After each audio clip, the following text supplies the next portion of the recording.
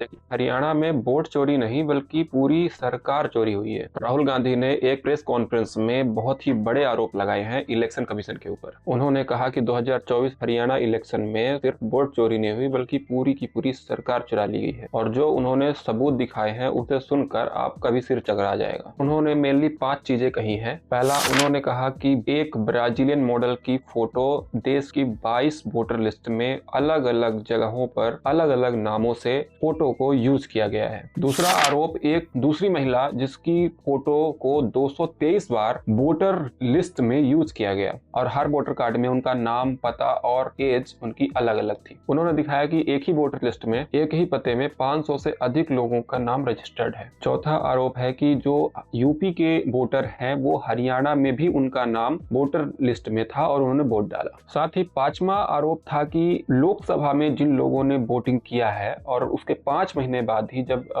हरियाणा विधानसभा का इलेक्शन होता है तो उनका नाम काट दिया गया। साथ ही राहुल गांधी ने नायाब सिंह सैनी की एक वीडियो दिखाई। वो वीडियो इलेक्शन के रिजल्ट के ठीक 2 दिन पहले की थी। उसमें नायाब सिंह सैनी जी कहते हैं कि हमारी सरकार बन रही है, हमारे पास सारी व्यवस्थाएं हैं। तो उस प्रेस कॉन्फ्रेंस में राहुल गांधी ने सवाल किया कि आखिर ये कौन सी व्यवस्था है। देश के टॉप 5 एग्जिट पोल बता रहे थे कि 90 में से 73 सीटों से कांग्रेस आगे चल रही है, लेकिन जब पोस्टल बैलेट की काउंटिंग हुई और जब फाइनल रिजल्ट आया तो उसमें बीजेपी जीत गई और कांग्रेस कुछ हजार वोटों से हार गई। इसको राहुल गांधी ने कहा कि देश के इतिहास में ये चीजें पहली बार हुई है कि पूरी की पूरी सरकार चुरा ली गई है। पहले तो हम सबको लगता था कि ईवीएम हैक हो गई है, लेकिन यहाँ तो पूरा का पूरा चुनाव आयोग ही हैक हो चुका है। और अगर ऐसा नहीं है तो इलेक्शन कमीशन को सामने आना चाहिए और जितने भी एलिगेशंस राहुल गांधी ने लगाए हैं उनको उन पर सारा डेटा राहुल गांधी के मुंह में फेंक के मारना चाहिए।